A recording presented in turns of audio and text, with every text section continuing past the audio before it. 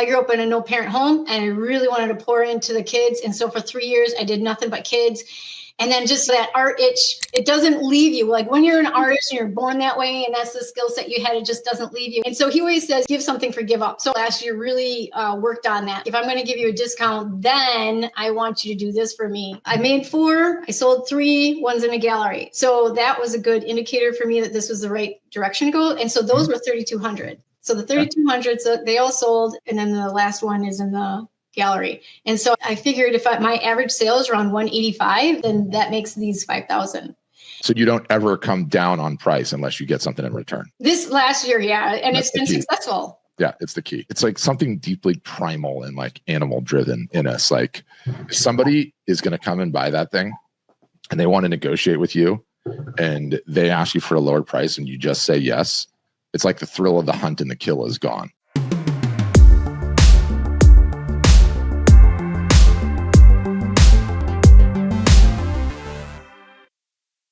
All right, coming up on another edition of the Art Marketing Podcast, I'm back with another artist interview with none other than Mayhew, which, by the way, as like artist names go, that's such a marketable name. Rolls off the tip of the tongue right there, Mayhew. What was your maiden name? Or is that your maiden name and you stuck with it? Mayhew is my maiden name. My married name is Camerata, which is too many A's. And people either think you're Italian or Japanese. Neither. Yes. So you stuck with Mayhew. I don't blame you. I probably would have stuck with it too, because it's a very good artist name. I'm super excited to do this interview because I put Maze at the top of the list in terms of show and fair experienced operators that have a playbook like no one else has. So we're definitely getting into that, but we'll get into that. Give us a little intro, who you are, what you do, the elevator pitch, if you will. All right. You either have people that have just started doing this after they're retired, or you have people that have been doing it since they were 3. I'm the one that's been doing it since I was 3. I live, breathe, smell everything art all the time. I went to art school, and my professors, when I asked them, how am I going to make a living out of this? They said, you can become an art professor. I tried that. I applied to all the great schools, SAIC, Yale, Princeton. They have good art programs, and got rejected from all of them. Not just 1 year, 2 years in a row. So I'm like, what am I going to do? I started working at Utrecht art supply stores, and I had to grow up very fast. And so when I was young, I grew up in a no parent home. And so they recognized that I was good managerial, I'm focused. And so I started not only just managing those art stores, I started opening them up. So I opened them up for about 6 years, did six stores in 6 years. So I was young, single, it's easy to move cross country every 12 months. Yeah. And then I was like, retail is just burning me out. And so I went to 7 days a week, never closing. Right. Hard. Especially when you're the man. I managed them. I managed the store. So you get all those problems from the employees and hard road. Yeah. So anyway, so just my brain got fried, and I'm like, I'm sick of being poor. So I went and got an MBA in marketing, and then work in product development in art material. So I worked for big companies like Sanford for the colored pencils, and Crescent Cardboard and Fiskars. So I did that for about 10 years. And then I got married. So I said, I wanted to be with my kids because I grew up in a no parent home and I really wanted to pour into the kids. And so for 3 years, I did nothing but kids. And then just that art itch is just, it doesn't leave you. Like when you're an artist and you're born that way and that's the skill set you had, it just doesn't leave you. And so just started doing art with the kids. And so that's around 2018. I got my first business license in 2018. And I have to say, for all the new people, if you're on the fence, get that business license, because that is a game changer. It's a huge mindset. When you apply for that business license, you get the business license and you become the sole entrepreneur. And so in 2019, I started doing art fairs full time. So I was doing art fairs for 15 years, like on the side, like doing the full-time job, being a product manager, and all that. Took 3 years break for the kids, and then started up again, and then started doing 10 shows a year. And then, so now the last 5 years, I've been full-time for 5 years. So I do about 20 events a year. Wow. That's a lot. Yeah. And you're based in Chicagoland. Yeah. How far out does a concentric circle go of shows that you'll travel to? We're 8 hours right now. So my husband does all the driving, and so I have I'll show you a little map. Wow. And that little map is 8 hours. And so the problem is now that I'm trying to do high-end fares and just high-end, like I want my average sale to be up, and the painting behind you is $5 grand. And so I want to sell a lot of these this year. And so a lot of those shows are on the East Coast and Texas. And so I got to be successful this year. If I'm not successful this year, I won't go out, because the longer you travel, the higher the price is. I just bought a new Ford Transit van. It gets 14 miles a gallon. Wow. So if the price of gas doesn't go down, then that's going to be a pretty expensive road trip. My friends that do this for a living, they have the same vehicle, they spend about $900 in gas alone. So we want to make sure that we are successful and the ROI is there in the 8 hours around our home first before we start going farther. And the transit van for you is just as much about carrying the art in the booth and supplies as is the whole fam, huh? Oh, yeah. Yeah. So I had a Dodge Caravan for 6 years. And that was hard. Yeah. I don't know. If you look at my Instagram feed, you can see us packed in sardines. Yeah. There's joys and there's pros and cons to having a smaller vehicle. You can park anywhere. Now, parking is a big deal. Yeah. And then the kids. And keeping the kids entertained for 8-hour trips. Mine are pretty good. Like, we are screen free. So good being a screen free family, you don't have to deal with that. Like, now I know it's controversial, but once you start the screen free and the screens, the kids, they're going to want that constant. And then no going back. No going back. You can't go back. No way. Yeah. You start when you're 2, you're done.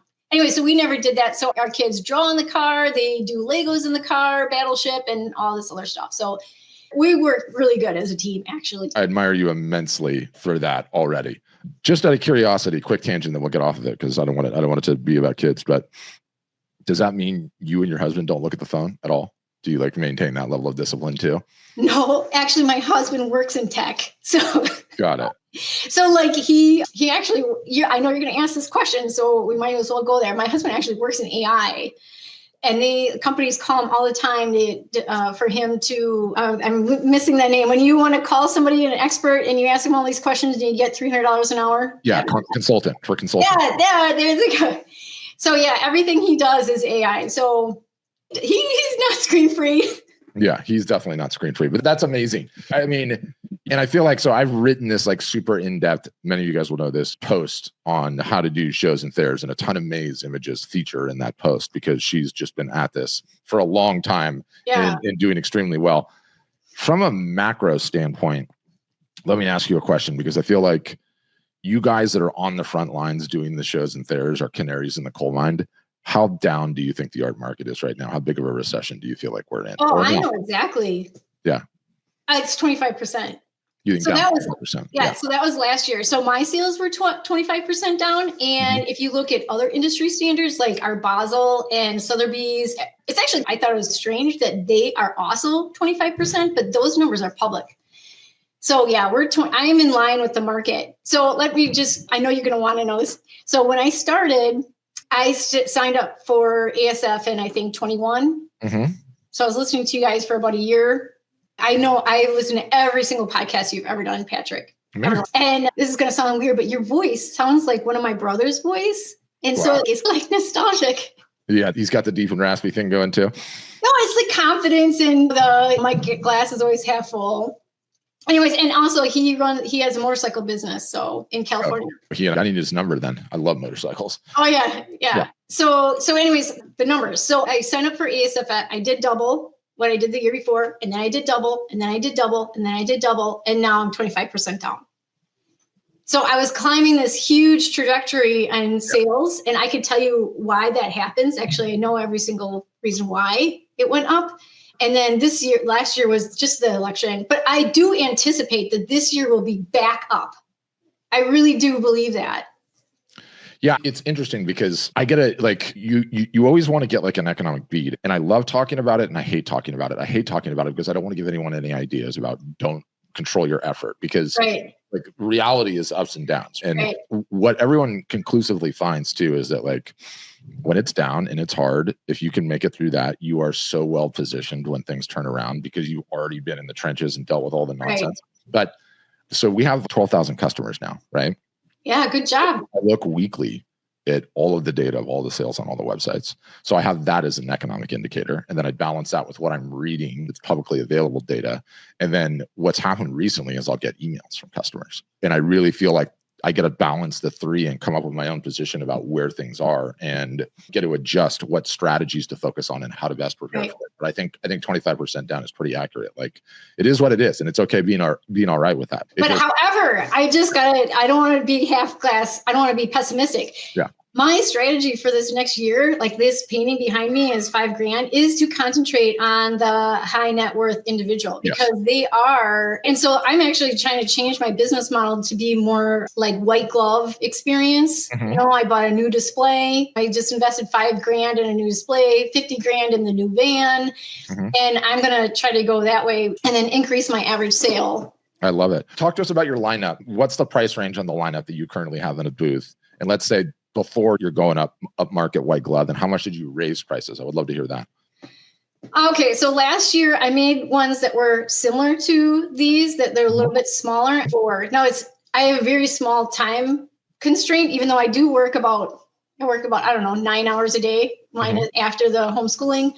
And I don't watch TV. I'm just like all in the business. So I made 4, I sold 3, one's in a gallery. So that was a good indicator for me that this was the right direction to go. And so those were 3,200. So the 3,200, so they all sold. And then the last one is in the gallery. And so I figured if my average sale is around 185, that means my square inch calculation is 185. So if it's 185, then that makes these 5,000.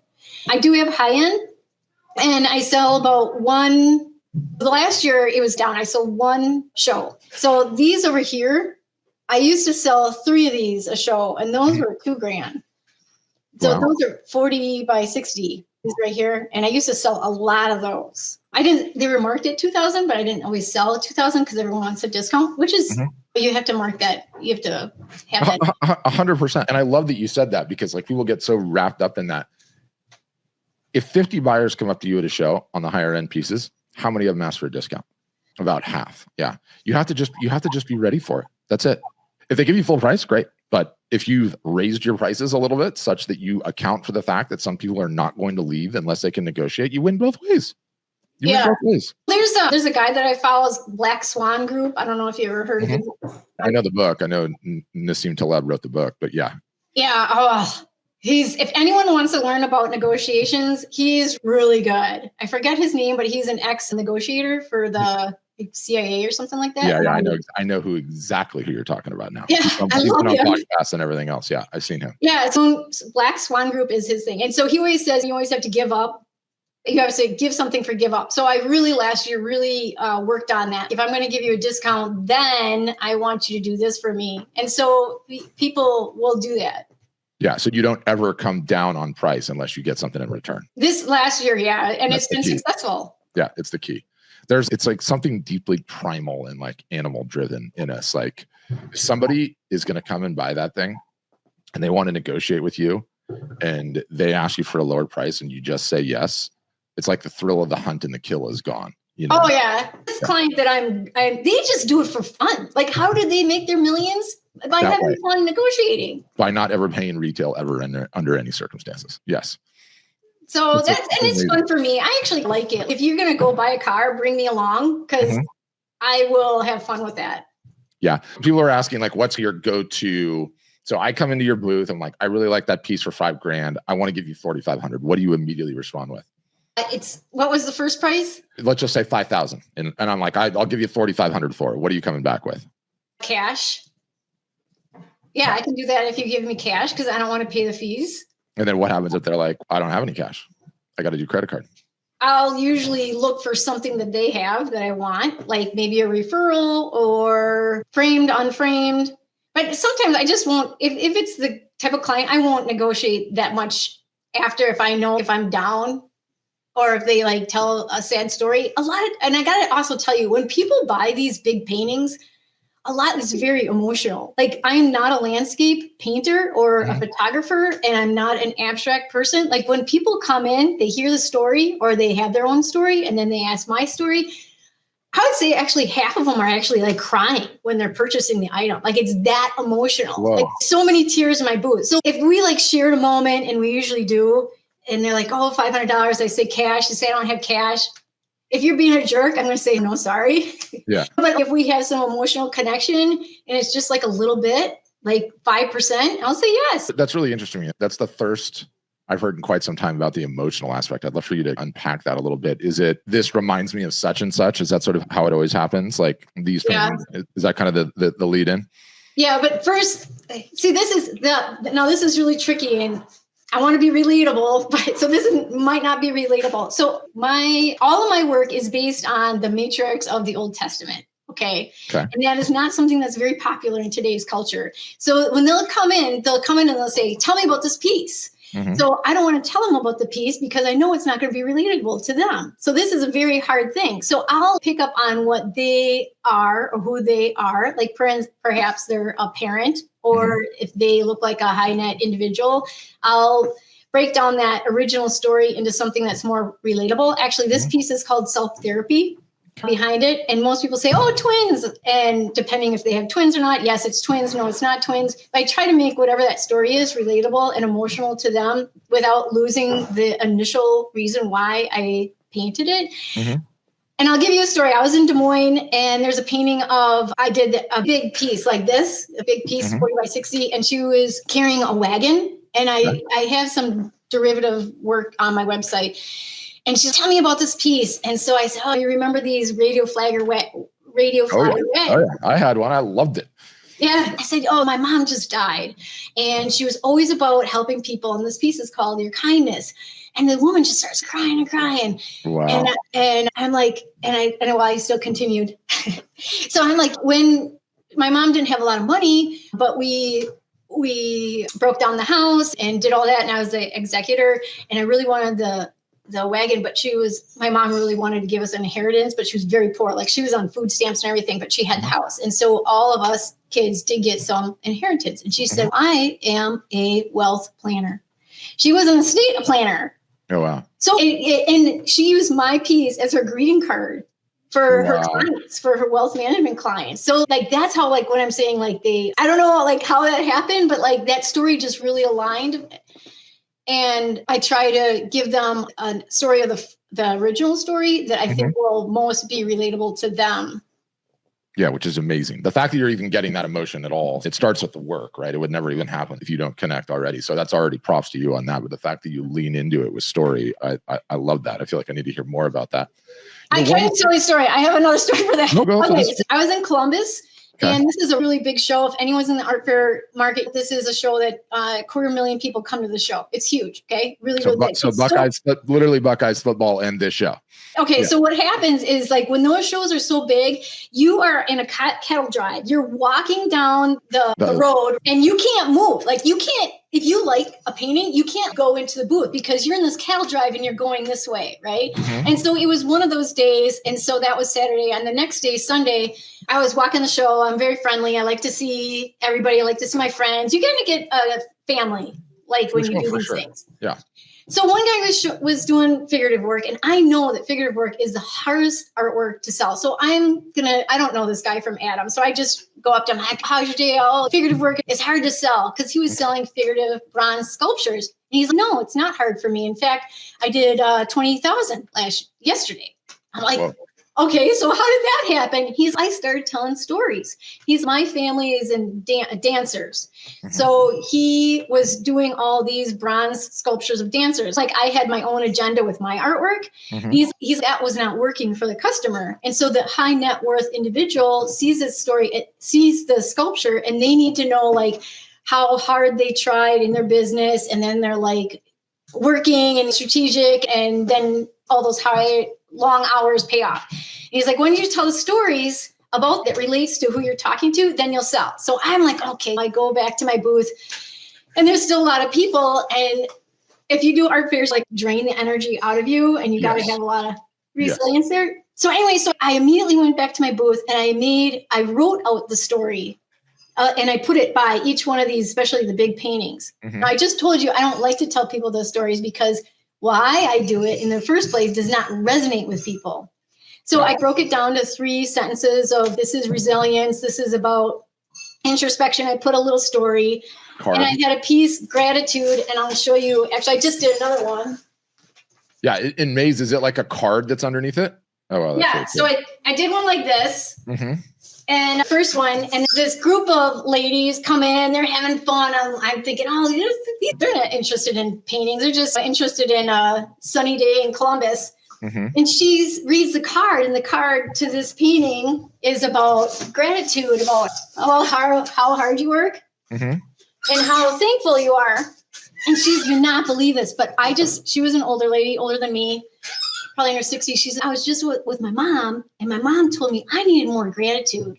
And so that painting was $2,000, and she bought the $2,000 painting because she saw that little story right there, and she's tell me more of it. And that's that it was handwritten. It was not neat. It was just my handwriting. And you need to take that to the back of the painting. And I did.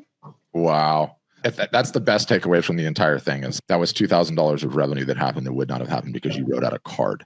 If people don't understand how important story is to the entire thing, I think there's a misconception out there that in some world, like it's your art, it's your baby, it's so awesome. It's on the strength of the caliber and the quality of the image alone, it will work, right? It will sell. And I think that would be the case if it didn't have any competition, right? Right. So where does everyone market their work? On social media that is just image after image. It doesn't matter how good you are. Picasso would get looked over, right? Oh, yeah, he definitely would. Because it's, okay, how are you going to be the tree that stands out in the rainforest? Good luck with that one, right? Yeah. So the story is how you do that. The story is what changes everything. And it's so important. It's so important for the photographers. It's so important for the artist across the board. And by the way, perfect segue into why AI is so important. Those stories are hard to come up with. Let the AI give you the fire starter to come up with the story. Let it rewrite it for you a little bit, even if you just have bullet points. But I don't want to go just into that. But we need to figure out how we're going to get more of that story into your social media post. So I'm parking that in the back of my mind right now. But what I would love to hear from you, because you know about the shows and fairs better than anyone else. I get the $900 in gas. I get maybe $300 or $400 in hotels, right? So every show you go to, before you've even paid for the booth fees, you're in $1,000 or $1,500, right? Oh yeah, absolutely. So what is the average booth fees normally? And where I would like to do is like a breakdown, because no one talks about the nuts and bolts. Like I would love to hear how you judge a good, bad, and mediocre show. Is it 2 times expense? Is it 10 times expense? Is it 20 times expense? And how that all looks and maps out actually being on the road and doing that. Okay. She came prepared. She just went through the notes. Maybe I should not have the numbers, but I have a spreadsheet that has all that data in there. Amazing. And then I have I don't know what it is.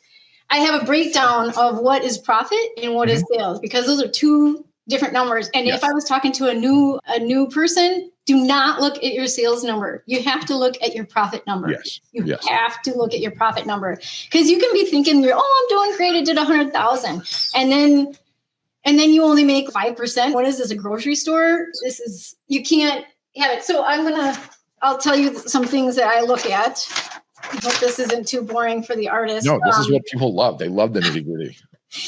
Okay, I know. Oh, and by the way, so I have a huge binder that has all the data in it. So I know, I write down what the painting was, how much it was, and I even put a few notes about what they look like. Okay, we need to start digitizing this, by the way. I got to tell you, your husband, the AI expert, needs to start digitizing this immediately. I know you could just scan it and put it in. He likes Claude. Put it in Claude, and it'll OCR it. It's called, but yes. Yeah. So I actually take this information when I'm home and I actually type it up. Okay. So anyway, I'll just show you a show. So this is what Brookside looks like. Brookside is in Kansas City. Kansas City is a very good market for art right now. I think I forget her name, Meg. I think she's in. Yeah, it's a very good city for art right now. It's really growing. So I am around, you're right. I'm around 2,000 to 1,500 in the show. And then I have to make, I don't know, 2, 3. Actually, for this next year, I think I need to make around 4 to 7 per show in order to be profitable. And then I think this is pretty universal. No matter what you do, I think an art fair artist needs to make around 100 to be sustainable. I don't think you can quit your day job without doing 100. Got it. And so a good show is 4 to 7, and then like a home run's like 10 to 15 to 20, somewhere in that range. Yeah. Now my husband pays the mortgage, so I'm lucky for that. Yes. But also people in the booth, that's also a good indicator for me. And then the people on the mailing list. So I have about, and I have this number too, because I actually have a clicker. I have between 200 and 1,500 people in my booth on a weekend. That's like a banging show is like foot traffic of 200 to 1,500. Is that 2 days or is that 1 day? 3 days. So Columbus was 1,600 people inside my booth. So I don't count anyone who doesn't cross the threshold. And then you have the clicker. You're literally like the clicker, like there's someone at the ball game and you just have it down there low and you're just like bing, bing, bing. God, that's amazing. I need to know which one you use because everyone would probably buy it. Because also it's like you have a lot of downtime in those art fairs too. Sure. It's like there's 20 people in the booth and then there's 0. Yeah. So anyways, I take pretty good notes. So yeah, so if I have a lot of people in the art fair booth and I get a good number for my mailing list, as I have the QR code, people sign up for the mailing list. If I have 50 or above people on my mailing list, I know that people are really interested. Is that like 50 per show? Yeah. Got it. Got it. So out of the 1,600, you usually get, let's just say 15, out of the 200 to 1,500, depending on how the swing is. Like, I actually want to break down some of those numbers and get a conversion rate and then memorialize that. So every show you have, do you have total number of emails in a spreadsheet somewhere? And total number of, okay. If you get me that data, I will start crunching it. By the way, this is also where we need your husband. Do you know how good AI is at crunching these numbers? You could throw the whole spreadsheet in there and be like, what is my conversion rate? Because it's one of the things that I would love to work on with you is how we can increase that conversion rate to 80%. Because anybody that does shows, you know more than ever, you don't want to do that your entire life. As you age, you want the business to start picking up online so you can take a couple of shows off here or there, right? Because they're so exhausting. But we like the kids go to college. Mine are 9 and 10 right now. So I've got 8 years left. And then what's like 58? He'll be 60 by then. So but that's why you got to keep healthy. 100%. That's why you got to keep healthy. So we definitely need to get that number up because let's just say it's a busy. I imagine the 50 probably more closely correlates, or is 50 like the average? 50 emails per show. 50 is the average, but I do have to say, Patrick, I don't let people sign up if you're under the age of 25. Don't waste my time. Like stop. Do you know how long you're going to be in this business? For the rest of your life, that 25-year-old is going to be 50 by the time we blink. How fast this is moving. So the reason why I do that is because a lot of people come into the booth and they just want to, they're just like, they're like even homeless. Like people ask me like, oh, can I have this painting, this free painting? And I don't have an email. I'm like, you don't have an email. How am I going to market to you?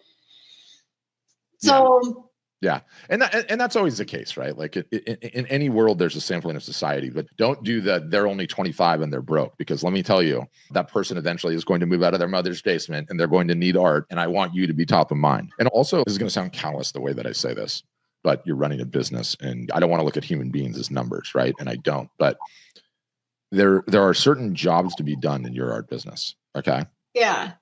Don't throw the baby out with the bathwater in the sense that you think the only job to be done is that they purchase a piece of art from you.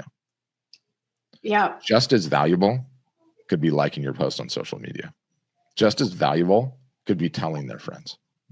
Just as valuable, right, could be telling their interior decorator friend. And you don't ever know who's going to be what. You never know who's going to be who. Absolutely. You're right, Patrick. Yeah. You definitely you have to fix that one. And I understand the argument that says there's an incremental cost to them being on an email list. I get that. But I think that cost is like, especially with AI, is going to go down to zero so fast. All these costs are dropping out of control. You just never know. There's different jobs to be done of your audience, right? There are certain people that are never going to sign up for Art Storefronts that download every one of these podcast episodes and share with everyone. And I love them for it because that's huge. I'm trying to grow the podcast, right? So you have to think about it like that. You're right. Yes. So side task, and I want the spreadsheets of all of the shows where you have the number clicker and number of emails captured. And then it should just be name of the show, date, foot traffic, emails, conversion rate, right? Because what we want to do is figure out which show you did better than other, and you should walk out of every one with a conversion rate. And I'm very interested to see what kind of techniques and tactics, and you're already really good at this. You were one of the first ones I saw, and I should go and pull a photo of it. But you have the put the business card fishbowl idea with vote for which one you like best, right? Yeah. Just cover that one. And the easy mental takeaway for her, she does it with 2 pieces of art, like which one do you want to win? But it's like when there's a tip jar at the coffee shop and it's like Star Wars or Star Trek, when you put your vote in on either side because it's like such a contentious issue. That was fun. I want to point, you asked me, how do I judge an art fair that's good or bad? Yeah.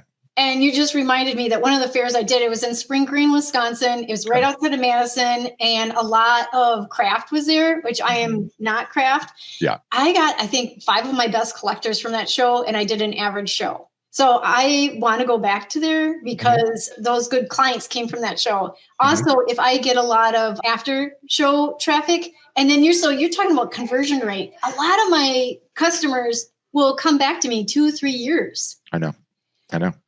Maze, we have people that sign up for Art Storefronts 7 years after first subscribing to the podcast or getting on email. You don't know when it's going to happen, right? You never know when it's going to happen. And your value proposition is just be awesome, keep creating art, and gather as many people as possible because you never know like what opens the door or not.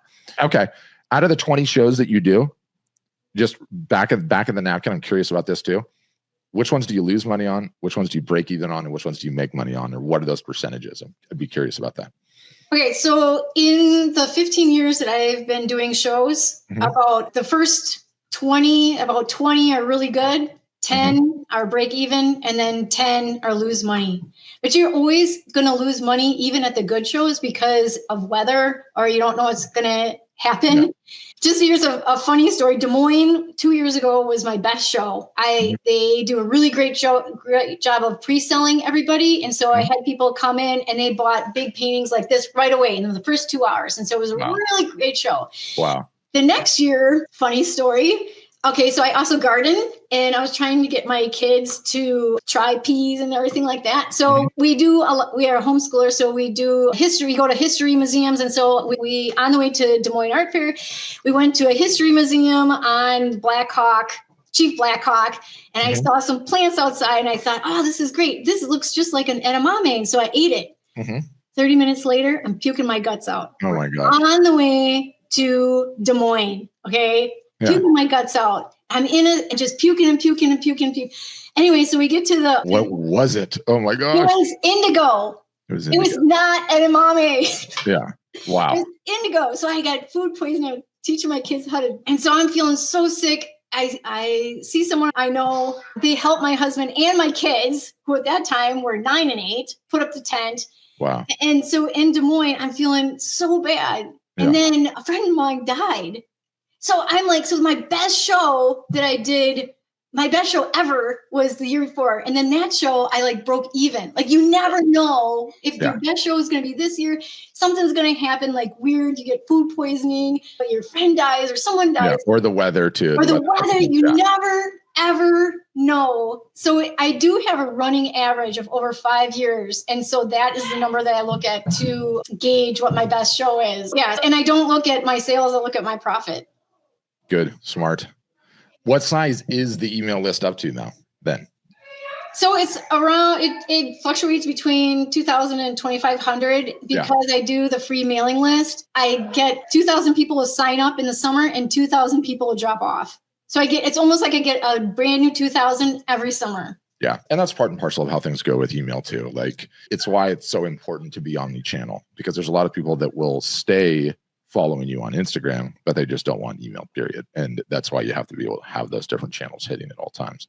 And as I look to your Instagram at 5,000 followers, we've got to get this growing. And I made a note. I'm like, how are we going to get this jumping? And I'm going to give you one follower right there. So now there's one, Maze, one follower at a time. That's how we build them. Patrick, can I tell you, this is not good news, but I used to be at 7,000. Used to be at 7,000. Yeah. So every day I lose 1 to 2 people. We do. Probably a lot of them are fake followers too, which is just a nature of the beast in this business. Yeah. But I do wonder if, just thinking out loud, of knowing Instagram is as important as it is, and it's not changing anytime soon. Like, how could you incentivize the folks that go by your booth to follow you on Instagram, and what might that look like? So, and this number, that 5,000, it will go up, because everyone, especially my next show in 2 weeks, I'll have a little Instagram QR code, and everyone will follow me. So it'll probably go up in the next month. Yeah, which is so important. And by the way, look at this. This one makes me laugh so much. Patrick told me that I got to start it over with the Mayhew. And my friend Patrick told me that I need to show more of my art, more of my life that's not art. Is that even possible? Today, my kids got me out of the studio. We got some ice cream at the store, and I am just here watching them do something cool. So guys, do something cool. Need more of it. Need more of it, Maze. Need more of it. It's so important. Maze is calling me out on that, because I want all of you guys more often to share more than just your art on your Instagram page, right? And Maze has been doing a much better job of it. And if you go far enough down on her page, and for anyone that's listening to this after the fact, her Instagram will be linked up in the show notes, so you can just click and follow that way. Some of these shots of the family road trip, like everyone just loaded up in the van, ready to go, ready to party. And what's so cool is the memories you're making doing that, Maze. I know it's hard, but road trips are like such great memories. There's just the amount of places that you would never in a million years fly to or experience. Oh, yeah. It can only happen on a road trip. Like, I did my first big one with my kids this summer. We drove from California to Montana. How old are your kids? Mine are 7 and 9. Oh, okay. Yeah. So we've been traveling since 3. They were 3 and 4. Yeah. So yours are like veterans of the highest order, and you do it without screens, which, most parents do not fall into the camp, myself included. But yeah, talking to you in the past, shifting out of the show stuff, and your biggest struggle has not been doing great at the shows and not making the income on the shows, but translating the business to online. That's been your biggest struggle? Oh, yeah, absolutely. That's why I wanted to talk to you afterwards, because you're 6 months, you're in front of the customers. I see 1,000 people a weekend. You can't replace that. But during the non-show season, how do I translate that? And I'll get, I don't know, maybe 10 sales a month, which is not good. Yeah. So you're at 10 sales a month when it's non-show season now. And that's probably mostly folks that have purchased from you from before. 100%. Yeah. Yeah. So we got to work on a strategy to start opening up some new markets and some new accounts for you. It's wild even just looking at your space, because I know you're probably not in a retail area, but it feels like you're in an art gallery already. Oh, yeah. I've got a this is it. And then I have a wood shop upstairs. So I've got about garage envy. I've got garage envy. 2,000 square feet. Yeah. That's like bigger than my house. And you have this all for your art studio and a wood shop upstairs. I'm mega envious of that. But you said too that you're opening up the gallery aspect of your business as well. Talk to me about that. You've got some work in some galleries. I do, but it's more of a credibility play than selling. I have sold, before I started doing art fairs full time, I was in art galleries 100%. I've been in art galleries since I was probably, 15 years old. And just the percentage is too high. And you never know if they are going to highlight you. They've got a lot of artists in the stable. And I've even had some art coaches that were gallery specific. And every year I do gallery proposals and try to get into museums, because I need that credibility. My clients ask me for it, actually. When are you going to get a museum show? Yeah. And the rejections that I've had in the last couple of years is I'm not current enough. So I'm not in the cultural play. My work is not political. Like they're really in that. So I just not doing that, actually.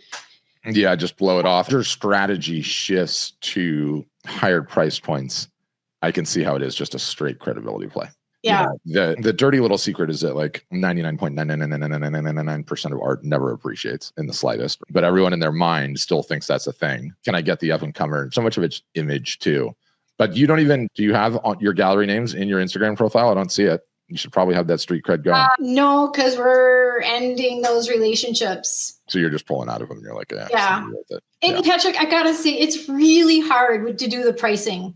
Like it's the pricing with they want the same exact, galleries need the same price that you charge, but they're going to take 50%. Yeah. And so my prices are not high enough yet for that to happen. Yes. Yeah. It's hard. I've had gallery owners tell me that. They're like, once your prices get high to be like around 10 and 5, then we can talk. Yeah. Yeah. It's everyone is sold on the dream. Oh, just get into a gallery. And don't get me wrong, there's galleries all over the place and all that operate under a different set of rules, but it's really hard. And they only want you if you're successful. So you can't be someone that says, I'm just getting started, I'm going right into the galleries. If they don't see some level of success, either a huge email list or some big social media presence, or you're written up famously somewhere, they're going to be like, no, I've got a bunch of artists that have that already. Why would I need you? It's counterproductive.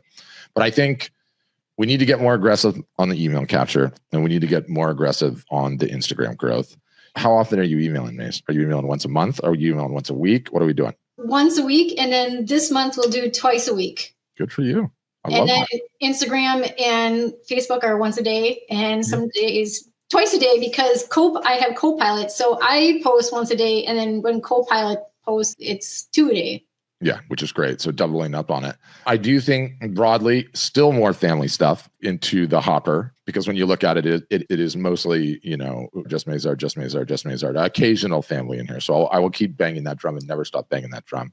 I also think you should start incorporating some more carousels in there whenever you can. Carousels are like under the radar right now, but I'll tell you, like the Art Storefronts account, we're growing that thing at 2,500 to 5,000 followers a week.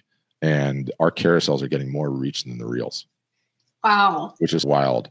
And I can talk about some software offline that'll show you that like really aids in the process of like auto generating and auto creating. But I think you have also a huge leg up in the sense that your husband is very well versed in AI and knows it well.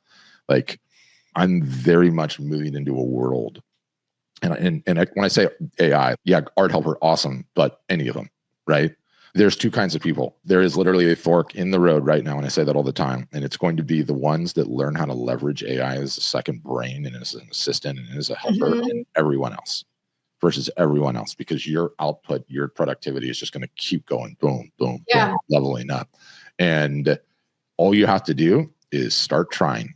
Yeah. Like my greatest piece of advice, and I'm so far down the rabbit hole on it, it's crazy. I'm using it for everything. It's changing every workflow that we do. And it's not hyperbole or buzz. It's like, I said this on the episode last week, everything that you do, Maze, all the shows that you do, all the social media posts, all the emails, all the text messages, all the conversations, yes, all the art you create, all of it is just the Mayhew factory. And the assembly line goes rolling out, and all of those things that you do go on the assembly line. And what is at the end of it is May's GDP, her gross domestic product, the sum total of the goods and services and everything that she's done.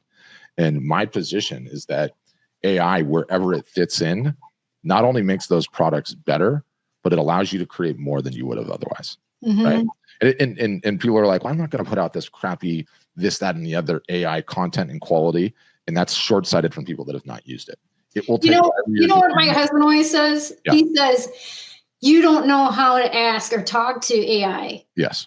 He'll say that's the number one problem. So you have to ask. You can ask them, analyze my business, but you can't ask them, analyze my business. You say, I am this person. This is who I'm going to talk to. And you have to learn how to talk to AI. And once you learn how to talk to AI, then you can be really productive. I actually use AI, whether it's Art Helper or ChatGPT every day. Yeah. And I'm banging the drum for more and more artists to start embracing it and start including it in their workflow, because we can take your spreadsheets and I can say, I can upload that whole entire data set in there and we can chat with that data set. You can tell the LLM, break down all the shows I've done in the last 5 years and tell me which ones are the best in terms of conversion rate to email list. Break down the shows in the last 5 years and tell me which one had my highest AOV. I did in the last 5 years, and show me which ones did I sell my most expensive pieces, right? Based on all the data that you have from me going to all of these shows over the last years, what shows do you think have the highest ROI and that I should book next year versus I shouldn't this year? Your frame of mind into a scenario where you realize you can do this stuff, I find is not easy. And we're at a total leveled playing field. So what one do you use? I use them all. I literally use them all. You have a favorite? It changes every 2 weeks. It changes every 2 weeks. And what I realize at a macro is that the fundamental skill set to have right now, you already said it. It's prompting.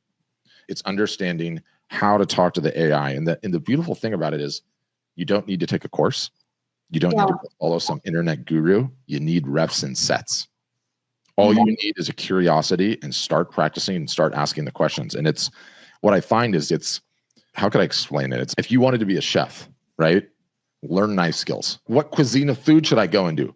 Learn knife skills and learn sauces, right? And learn how to cook a piece of meat, because whatever the cuisine of du jour that's going to be the biggest one, you're going to have that skill set, right?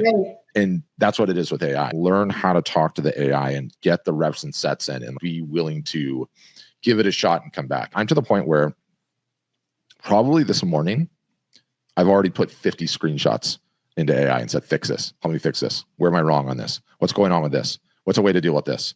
And you just let it look at the screenshot.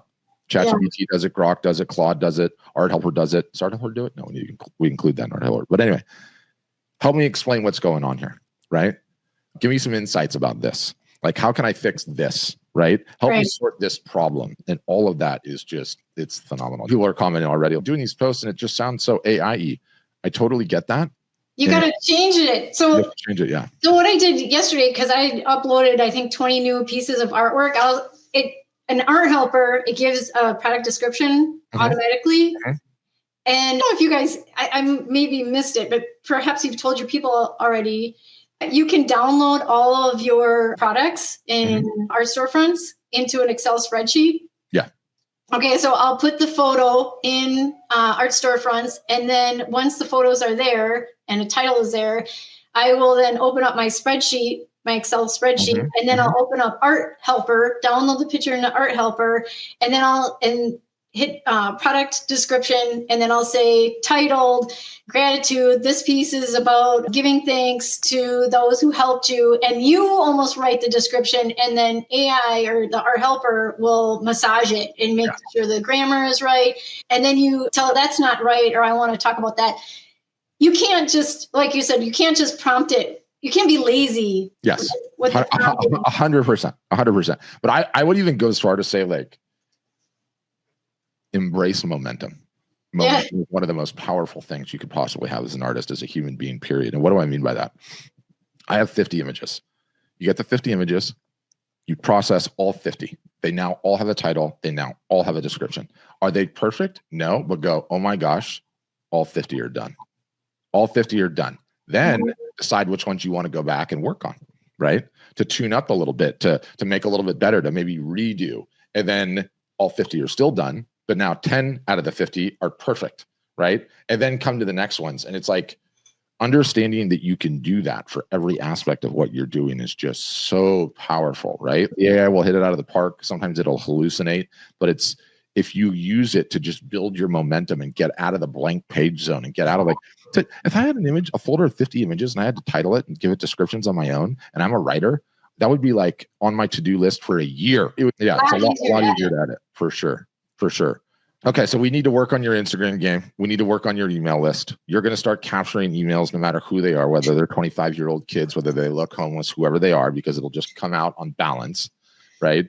We do need a strategy for you on how you're going to make better use of the time when show season is not in season, okay? Yeah. You could do some pretty incredible broadcasts, by the way, live broadcasts, and what you have going on just inside of your studio, which is insane. So this is an asset that you have that's like tremendous. That we probably get to work. So I do a lot of work in progress. Yeah. If you looked at my Instagram, you'd see me creating artwork. Yeah, on a regular basis in there. And I see you holding up some of the pieces, which is great too. I think In terms of the Instagram strategy, I definitely want to see a little bit more family stuff. I want to see you start incorporating some carousels in there. Some live broadcasts in your studio would be incredible. And I do see you're definitely doing it. How do I add this to this? So you're talking about a lot of stuff like this, right? People have got to be so envious that you have this size. Oh, that's my son. He did it. Oh, that's the best. So then he narrates it. That one was pretty good. That one for me, really good. This one's really good. Yeah. 2,000, I think, views. Yeah, and he's narrating and showing the whole thing off. But on balance, man, like you're like, what do you think you sold total art in the whole time you've been at this? Are you knocking on the $1 million door? Are you over 500,000? You got to be over 500,000 at least. That's a hard number, Patrick. My goal this year is I got to make 100. That's like my goal. So probably over 500, probably 500,000, maybe more. I've been selling art since I was 8 years old. Yeah. But still, that's a milestone, right? That puts you in the top 1% of artists that have actually been able to create a product out of thin air, i.e. your art, and sell over $500,000 of it. Yeah. So it's you get lost in like the minutia of, man, I need to be doing more. I need to get this thing to 250,000, 350,000. But you realize you're on a slow climb, right? And the fact that you're already at that rate is a big deal. But I do think there's no easier, better way to sell it in person, face to face. You validated that times 1,000. Yeah. Right? Really, what is the next question? And part of me thinks, look, you already know the torture of retail. You've already done it. Is there somewhere close to where you live where a retail gallery is a possibility if you owned it? You'd probably have to be in Chicago or maybe a neighboring town. Or where I am, I'm in Aurora, which is like known for being not nice area, even though it's getting up there. Even though it was in Wayne's World? Yes. Right. Maybe not. I homeschool. So it would be very hard for you to do it on a day-to-day basis. Yeah, I'm already working. Like we wake up. Anyone who wants to know the schedule, maybe you don't, but like I wake up at 5. We exercise for an hour as a family. We do homeschool until I'm with them till 11, and then from 11 to 7 or 11 to 9, I'm in the studio. It's already a long day because since I'm not a photographer, it takes a lot of time to create these. For sure.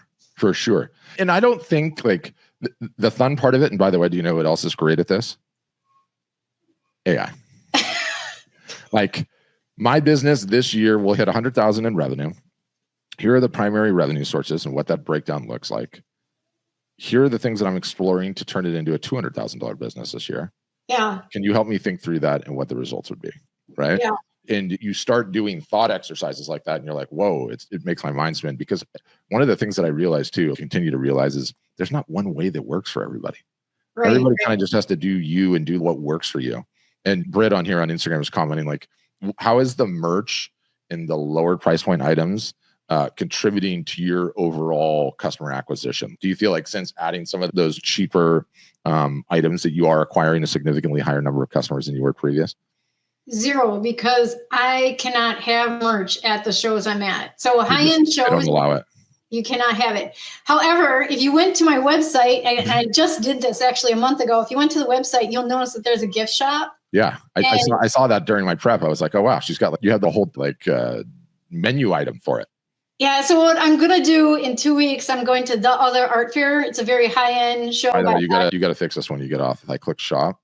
I think I changed the URL actually recently. Yeah, we gotta fix that. It's gonna look a little bit weird. It's gonna do the mobile, but yeah, you've got the gift shop. Just go to the gift shop. Yeah, I want to print out a catalog. All right, I want AI or ASF to help me print out a catalog and then give it to all my high net worth individuals so that they can buy the pillows and they can buy the acrylic trays and all that stuff like directly, because those are all gift items. For sure. These pillows are rad. Yeah. Yeah, thanks. I've actually never sold one, but I've had them with me at shows for a while. And this gift shop is brand new. I just created this about a month ago. Got it. Yeah, you got some killer stuff in here. So I think that's like a really important thing. And the rub of it is the number of new customers you acquire per year is directly like one of the most directly representative numbers you can have of future revenue of the business. Because in order to have a collector, you have to get a first purchase, right? And so a huge argument for the merch and for the cheaper price points is how many customers you can acquire. And it's everyone's like, oh, merch, what am I going to make? $5? No, Don't be short-sighted. The $5 has nothing to do with it. You could break even. You acquired a customer, right? You acquired a customer. Yeah, people on here are like, cool pillows. That's what I said. Like, my wife would buy some of those pillows and throw them on a couch. So I do feel like if you had those things properly merchandised and started showing them off, they're going to start selling. Those are too fashiony with the way that your art style is. Like, that could go in any modern couch and look awesome and be fun decoration, especially if you've got the gold thing going on. So we have some opportunities to work on. Let me ask this, because I want to be sensitive to your time and how hard you work. I think we're coming up, we're over an hour. If there's one thing that we can improve about art storefronts, one thing only, what would it be for Maze? Make the back end of art storefronts more user friendly. Okay.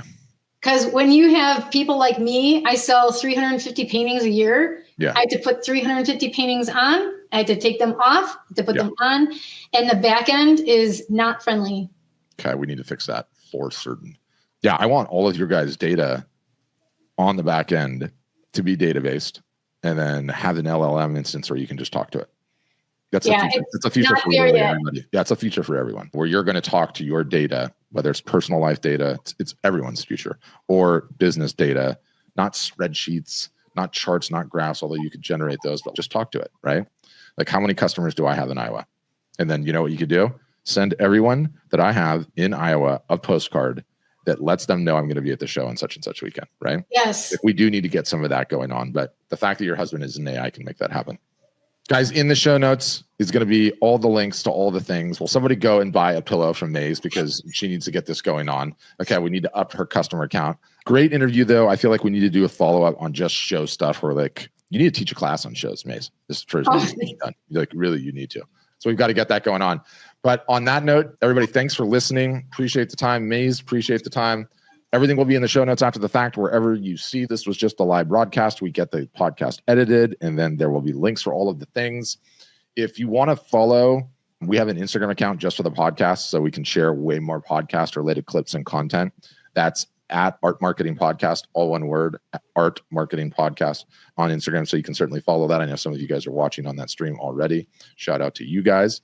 And thanks everybody for watching. Have a great rest of your day.